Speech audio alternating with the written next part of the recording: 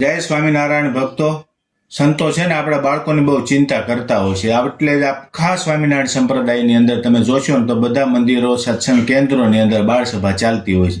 તો આવી જ એક બાળસભાની વાત કરવા હું જઈ રહ્યો છું. એ બાળસભા થાય છે સ્વામિનારાયણ મંદિર પાસોદરા ખાતે.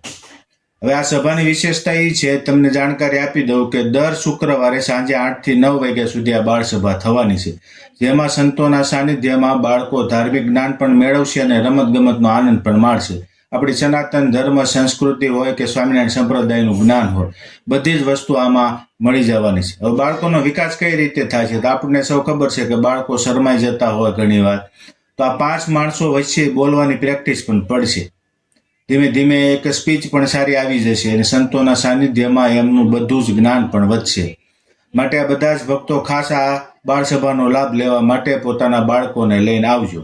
હવે સુરતમાં જે આ બાળસભા થાય છે ને એ કયા કયા વિસ્તારને લાગુ પડે તો હું તમને જણાવી દઉં કે એક તો આ પાસોદરા વિસ્તાર, બીજો કઠોદરા વિસ્તાર, પાસોદરા પાટિયા, લસકાણા, વાલક પાટિયા કે સરથાણા જકાતનાક, આ બધા વિસ્તારના મધ્યમાં શ્રી સ્વામિનારાયણ મંદિર પાસોદરા આવેલું છે.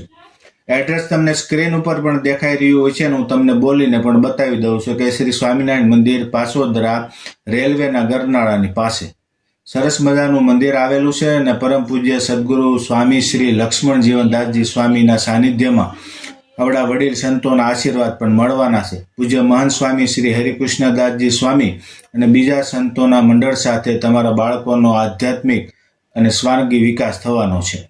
સાથે અમને શિક્ષણ લાયક તો બધી માહિતી મળશે, સાથે એમાં સંસ્કાર પણ ખીલશે.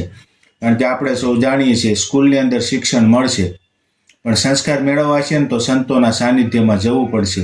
માટે સુરતમાં રહેતા ભક્તો ખાસ દર શુક્રવારે સાંજે 8 થી 9 વાગ્યા સુધીમાં પોતાના બાળકોને લઈ અને શ્રી સ્વામિનારાયણ મંદિર પાસોદરા ખાતે પધારજો એવી વિનંતી સાથે.